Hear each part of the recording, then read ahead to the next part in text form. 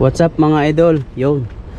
For today's video, magpalit tayo ng coolant Ford EcoSport, no?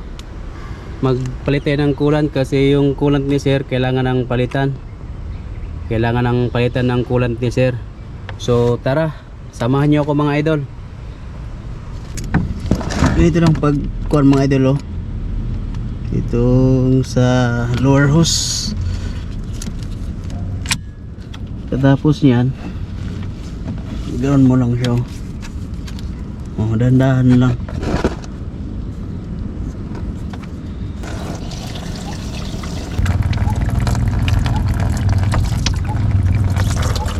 So ano ito, mag-flushing tayo, no?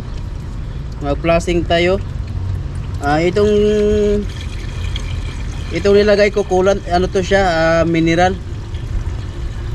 Pagkatapos nating ano nito, paandarin natin.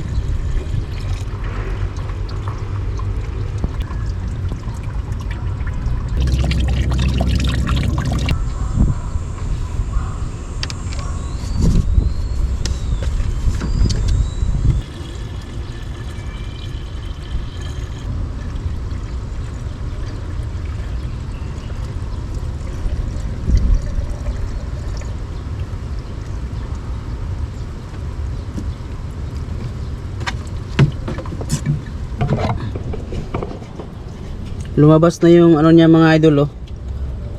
Yun, lumabas na siya. Ibig sabihin, pag lumabas na siya, wala na siyang hangin.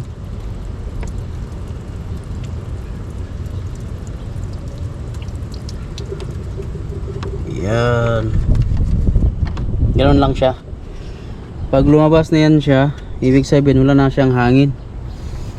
I-open mo to yung yung fitting niya. Ito. I-open nyo. Pag palit kayo ng coolant, ganito. I-drain yung coolant yung una. Pagkatapos nyo pag-drain sa coolant, i-flushing nyo 3 beses. Kuha kayo ng mineral. Meron akong mineral, eh. Ito mineral ko yan, oh. Tapos ko na siya na-flushing 3 beses. Pagkatapos 3 beses, isarado mo yung yung doon sa ilalim, yung clamp, yung lower hose. Pagkatapos nyong i-lock yung sa ilalim, lagyan nyo ng coolant, yung pure coolant na siya. Itong coolant, lagyan nyo. Pagkatapos yung lagyan, i-open niyo tong dito sa ilalim. Dito sa yung niya, yung sa radiator niya, yung para sa bleeding, para maglabas yung hangin. Naglabas na yung coolant niya, yung kanina, so okay na yan siya. So hanggang dito lang muna siya. Tapos i-observe niyo yung kasi magbaba pa yan siya, magbaba pa to. Pagbaba ito, dagdagan nyo na lang siya kasi naubos na yung natin, naubos na yung coolant natin. Dagdagan nyo ng mineral, pwede lang yan siya, mineral.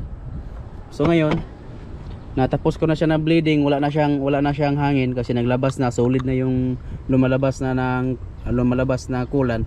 So ibig sabihin okay na, wala na siyang hangin.